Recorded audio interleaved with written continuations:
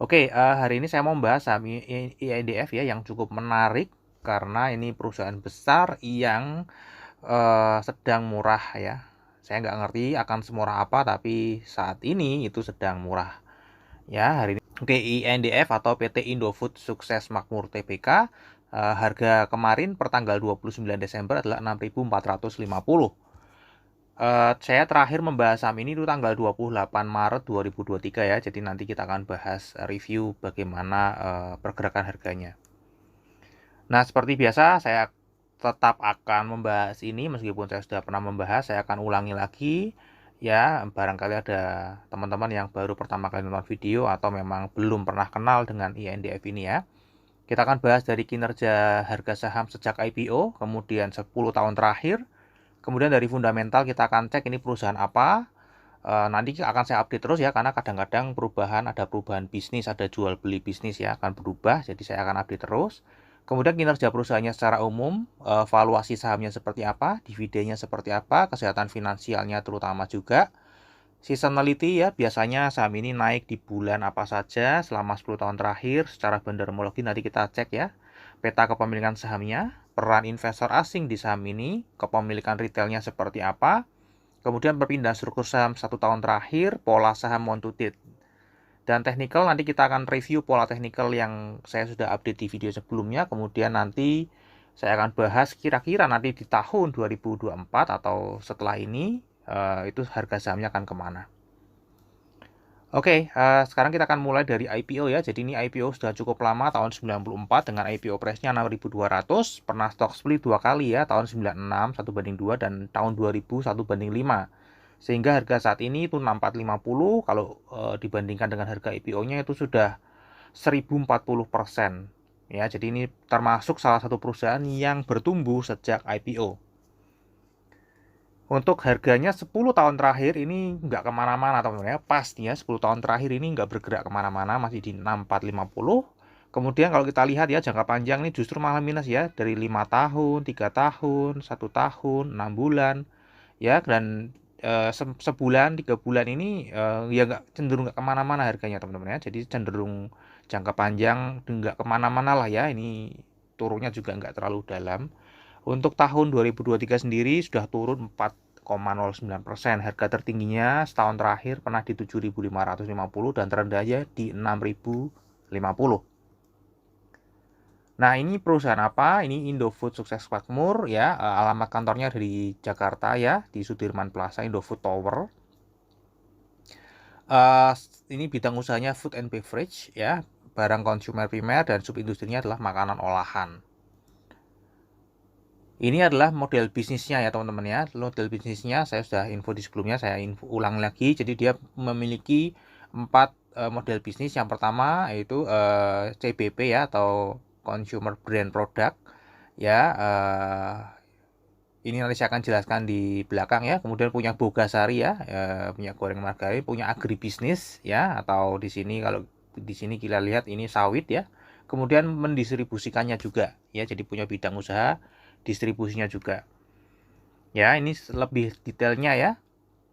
Untuk consumer brand products ya, ini ada mie instan ya, kita kenal mereknya Indomie yang paling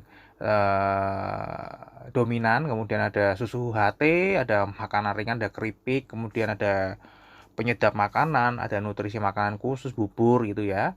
Kemudian minuman juga. Kemudian Bogasarinya dia ada tepung terigu, pasta, dan ada maritim ya, punya kapal. Kemudian untuk agribisnisnya ini dari hulu ke hilir ya, jadi pembibitan, perkebunan, pengolahan sendiri, penyulingan, dan produk akhirnya sampai ke konsumen. Ya, ini memiliki 300.000 hektar area tertanam ya. Dan dia juga mendistribusikan produk-produknya sendiri ya. Oke, jadi ini bisnisnya kira-kira ini merek-mereknya, brand-brandnya saya yakin teman-teman di sini yang nonton pastinya pernah melihat minimal salah satu dari produk atau merek ini ya, terutama Indomie ya, pasti nggak ada. Supermie, Sarimie juga, Popmie pastinya nggak mungkin kalau nggak pernah lihat ya. Indomilk enak, pasti pernah lihat Citato gitu ya. Oke, kira-kira kalau minyaknya nih Bimoli ya teman-teman ya, Bimoli yang mestinya teman-teman juga tahu kalau Oke, Nah, kalau kita lihat ya secara detail di laporan keuangan kuartal 3 2023, eh, untuk consumer branded product ya, CBP, ini ICBP ya, ICBP itu paling besar kontribusinya untuk omset atau pendapatannya sebesar 51 triliun ya di tahun 2023 sampai bulan September. Yang terbesar kedua ada di Bogasari itu 23,2 triliun. Kemudian agribisnisnya 11,8 triliun dan untuk distribusinya 5,3 triliun. Ya. Untuk laba bersihnya juga sama ya kontribusinya ya. Sama paling besar itu di segmen dari consumer branded product atau ICBP ya. Anak usahanya yang juga perusahaan TBK. Oke, kemudian untuk struktur dari penjualannya sendiri ini pihak ketiga mendominasi ya. Jadi untuk pihak berelasi ini tidak terlalu besar. Jadi sebenarnya ini bagus ya. Memang usahanya ini untuk pihak ketiga atau bukan untuk apa? Untuk pihak berelasi atau jaringannya sendiri gitu ya. Bukan perusahaan internal tapi memang memberikan manfaat untuk publik kira-kira seperti itulah ya. Untuk berelasinya tidak sampai 10% ya. Nah, sekarang kita cek kinerjanya teman-teman ya. Kalau kita lihat ini perusahaan besar, mereknya juga banyak yang menjadi market leader. Pendapatannya naik terus ya, nggak pernah turun, naik terus. Kemudian labanya juga sama, laba kotornya. Laba usahanya juga ini terakhir-terakhir naik tinggi sekali.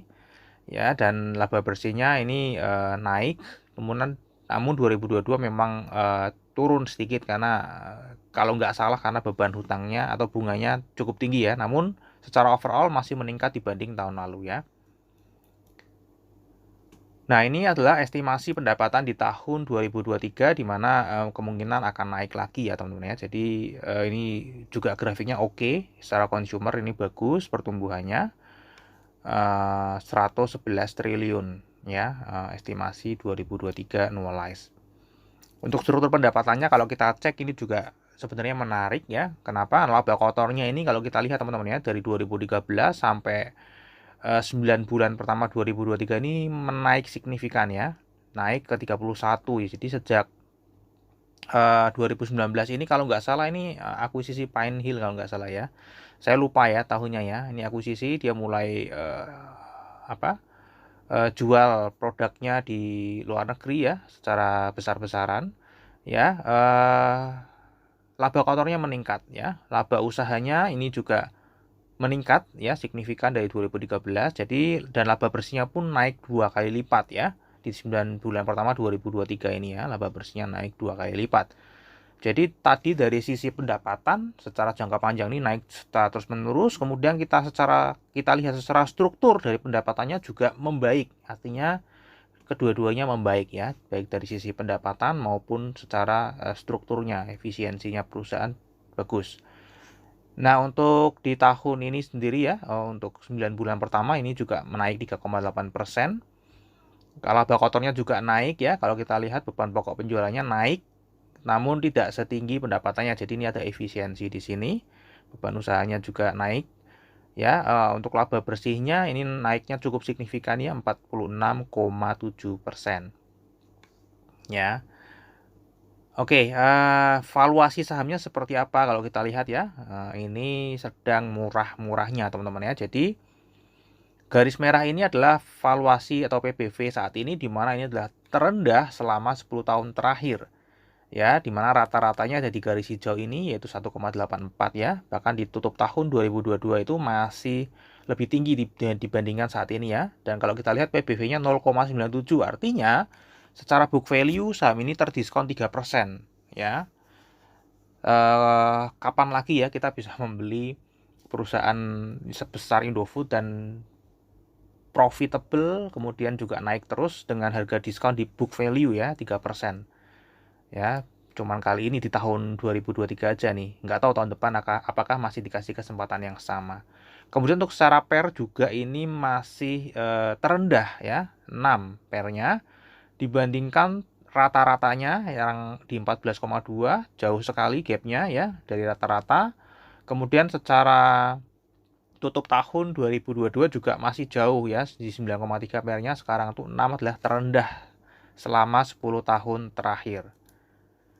Dan ini lebih bagus lagi secara earning yield ya, pada saat ini tutup tahun 2023 ya, karena sudah selesai, itu earning yield ditutup termurah selama 10 tahun terakhir juga. Jadi secara book value termurah, secara per termurah, dan earning yield ini pertama kalinya ya perusahaan sekelas INDF memberikan earning yield di atas 15% atau sekarang tadi 16,7% teman-teman ya. Jadi ini tertinggi selama 10 tahun terakhir ya. Saya nggak cek sebelum-sebelumnya, saya yakin sih mestinya nggak pernah ya perusahaan sebesar Indofood ini memberikan earning yield bagi pemegang saham barunya itu di angka 16,7%. Nah, berapa harga wajarnya berdasarkan earning yield ya? Kalau kita lihat book value-nya 6.649, harga wajarnya itu ada di PBV 1,08 sampai 1,62 ya, atau di harga 7.168 sampai 10.752. Harga saat ini 6.450 itu terdiskon 10 sampai 40%. Ya, jadi dari segi earning yield ini terdiskon 10 sampai 40% dari harga wajarnya. Tadi secara book value terdiskon 3%. Ya, dan nanti kita lihat ya apakah perusahaannya ada masalah. Secara dividen sejak 2021 ya ini strict ya, nggak pernah bolong dalam membagikan dividen. Dan kalau kita lihat imbal hasilnya juga lumayan teman-teman ya, lumayan. Terakhir-terakhir juga menyentuh 4%, bahkan pernah 5% ya. Ini lumayan teman-teman ya. Biasanya kalau perusahaan gede ini kan cuma 1%-an ya, atau di bawah 1%. Ini masih oke ya, masih mirip-mirip bunga deposito. Dan untuk forecast-nya nanti di 2024 ya, kalau kita lihat EPS-nya ini naik lagi, annualize-nya ya, karena dia berdasarkan dividen per share ya, 278 di payout ratio-nya menyesuaikan. Jadi mungkin prediksi saya akan membagikan 278 lagi di tahun 2024, atau bahkan mungkin lebih tinggi ya, namun saya konservatif aja 278. Kalau teman-teman beli di harga saat ini 450 itu mendapatkan yieldnya cukup lumayan 4,3% ya. Jadi masih oke lah ya, masih 4% tuh masih masuk untuk dividen, saham dividen ya. Kemudian kita cek kesehatan finansialnya ya. Secara quick ratio juga bagus ya, rata-rata ini juga sudah di atas 1. Current ratio-nya juga ini naik terus mendekati 2. Debt to equity ratio-nya ini memang di atas 1 ya, namun ini cenderung turun. Ini memang tertinggi ya. Karena kemarin ada ICBP itu kalau nggak salah mengakuisisi Pine Hill itu menggunakan hutang. Ya, namun hutangnya masih dalam kapasitas dia dalam membayar karena masih untung ya. Masih untung, jadi keuntungannya masih cukup untuk membayar bunga dari hutangnya. Ya, jadi sebenarnya perusahaan ini tidak ada masalah teman-teman secara fundamental nih. Tadi kalau kita lihat masih naik terus ya. Kinerjanya, valuasinya masih oke, dividen juga rutin bagi dividen dengan yieldnya yang cukup lumayan, dan kesehatan finansial juga tidak ada masalah. Ya, jadi sebenarnya ini mungkin memang salah harga aja di market ya. Oke, kita cek untuk seasonality ya, 10 tahun terakhir. Secara seasonality memang ini tidak cukup menarik ya, karena naiknya hanya di bulan Desember, dan itu pun Desember ini ditutup hanya naik 0,39%, dan tahun ini ditutup minus 4,09%. Nah, kita nggak ngerti nanti apakah di tahun 2024 akan ada kejutan di saham INDF ini ya. Kemudian kita cek dari bandarmologinya, untuk kepemilikannya ini masih belum banyak perubahan ya, masih dimiliki oleh First Pacific Investment ya, 50,7%. Ini ada Anatoly Salim, ini bosnya Indofood ya. Kemudian masyarakat yang non warkat atau scrip plus cukup ya, lumayan banyak, 49,58%, dan ada yang scrip itu 0,33%. Ya, total lembar sahamnya ada 8,78 miliar. Peran investor asing di saham ini tentu saja cukup harus diperhatikan ya, karena partisipasinya cukup tinggi ya, di atas 30%, bahkan mencapai 40%. Di 2022 46%, 2023 45,1% ya, secara total 2022 dan 2023 itu 46,09%. Dan kalau kita lihat korelasinya juga selalu di atas 2, bahkan ini terakhir Desember mendekati 3 ya.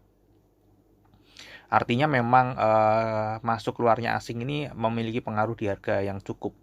Dan kalau kita lihat atau perhatikan ya, dari Juli semester 2 ini investor asing buang barang ya, dan tahun 2023 juga masih buang barang ya, sehingga nggak heran kalau harganya cenderung nggak kemana-mana ya.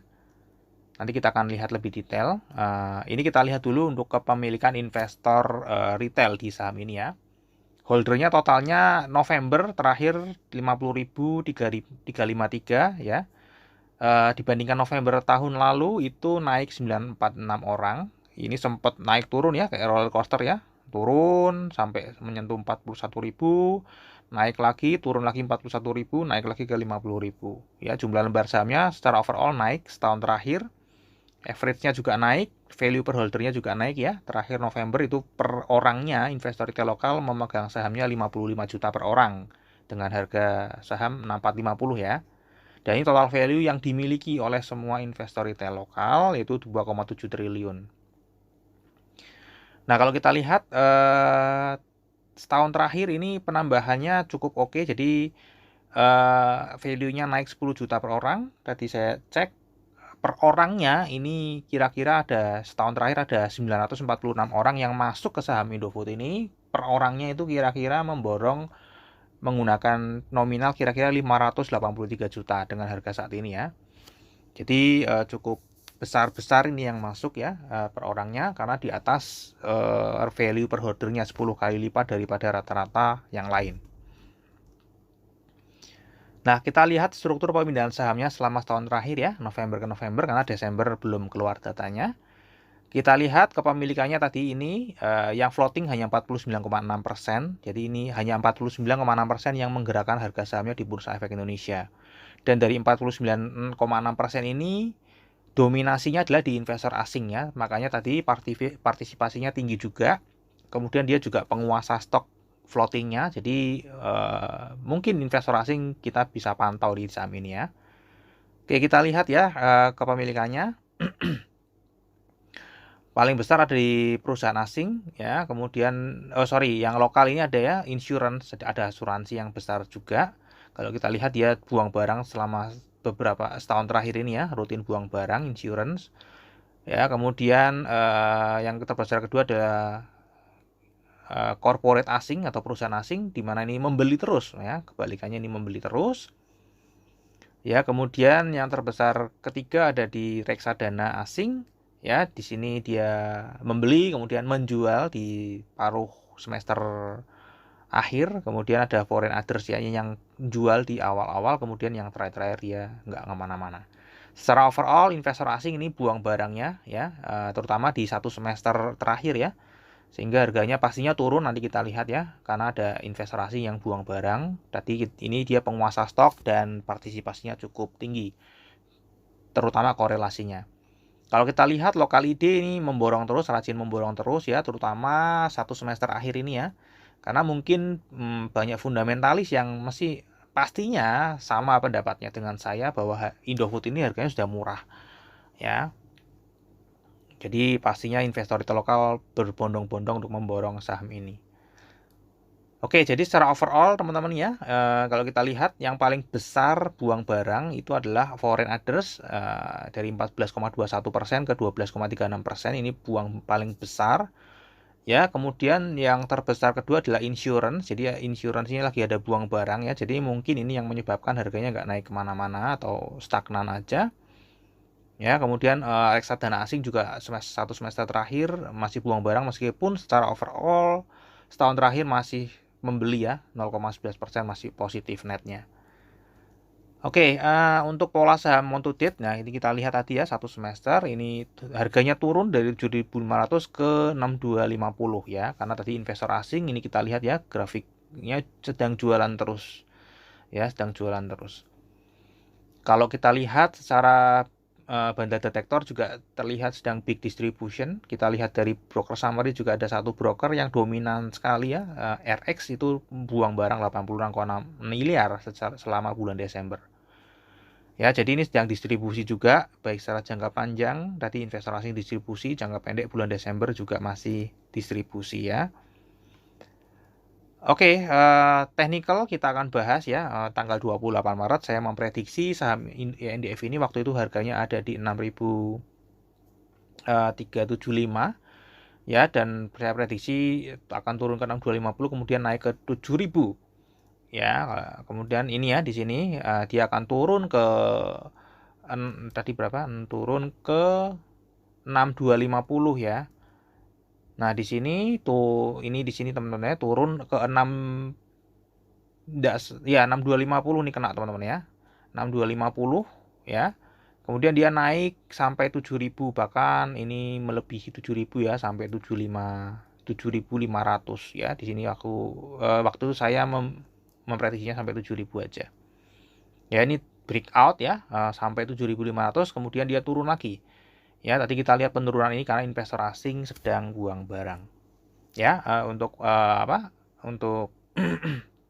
likuiditasnya sehari cukup oke 50,7, di mana sebelumnya juga ya kira-kira seginian ya 49,7 miliar per hari, jadi nggak banyak berubah. Nah, kira-kira kedepannya akan kemana itu teman ya? Kalau kita lihat ya, ini pola sekarang ini sedang downtrend ya, downtrend. Namun ini kalau melihat pola sebelumnya ini kan sebenarnya ranging di antara 6.050 sampai 7.000 ya teman-teman ya. Makanya waktu itu saya prediksi akan naik ke 7.000 kemudian dia akan turun lagi. Namun dia bablas ke 7.500 baru turun ya. Dan ini rangingnya berubah naik ke 6.250 ke 7.500. Jadi secara teknikal ke depan saya prediksi ini akan naik ya. Mungkin naiknya nggak akan langsung ya. Mungkin dia akan turun naik ke sini. Kemudian turun lagi ke sini ya. Karena ini sedang ranging ya. Mungkin bisa kembali lagi ke 7.500 ya. Tahun depan. Nanti kita akan lihat. Kita akan update lagi ya. Oke, ini secara teknikalnya. Kemudian terakhir seri sumnya untuk fundamental tadi kinerja jangka panjangnya masih naik. Oh, ini kinerja jangka pendeknya tuh naik ya. Sorry, ini belum saya rubah ya. Naik ya teman-teman ya. Kemudian valuasinya ini murah, rutin bagi dividen dengan forecastnya nanti di tahun 2024 kira-kira 4,3%. Untuk seasonality berpotensi naik hanya di bulan Desember. Itu pun naiknya cuma tipis ya. Kemudian untuk bandarmologi dari November ke November sedang terjadi distribusi investor asing. Desember closing ini juga sedang terlihat distribusi investor asing dan secara teknikal ini masih ranging, tapi saya naikkan yang darinya di video sebelumnya 6.050 ke 7.000, ini 6.050 ke 7.500. Jadi kemungkinan ya secara teknikal ini adalah area buy ya teman-teman ya. Dan nanti secara fundamental ini juga valuasinya termurah. Meskipun secara seasonality tidak menguntungkan ya untuk kita beli, dan secara bandarmologi juga tidak menguntungkan ya. Jadi yang menguntungkan adalah dari sisi fundamental dan sisi teknikal ya. Jadi fundamentalnya murah, teknikalnya di area buy ya. Cuman ini sedang ada distribusi. Masih ada kemungkinan harganya turun lebih dalam lagi kalau memang ngebet ya. Namun rasanya sulit ya karena investor retail lokal sudah berbondong-bondong beli di harga saat ini ya. Artinya supportnya sudah kuat ya demand-nya. Namun nggak tahu nanti kalau misalnya tiba-tiba investor asing ngebet jual barangnya, buru-buru jual barangnya, harganya bisa turun lagi tembus di bawah 6.050. Ya, oke. Terakhir disclaimer teman-teman ya. Jadi analisa yang saya bagikan di YouTube ini adalah analisa saya pribadi yang tentu saja juga bisa salah. Ini bukan ajakan jual atau beli saham INDF ya. Ini video hanya saya buat sebagai pembelajaran bersama-sama. Jadi saya masih belajar, teman-teman juga bisa belajar dari video yang saya buat ini ya. Oke, mungkin sampai di situ dulu analisa saham INDF ya. Semoga bisa bermanfaat. Kita akan ketemu lagi di video yang berikutnya.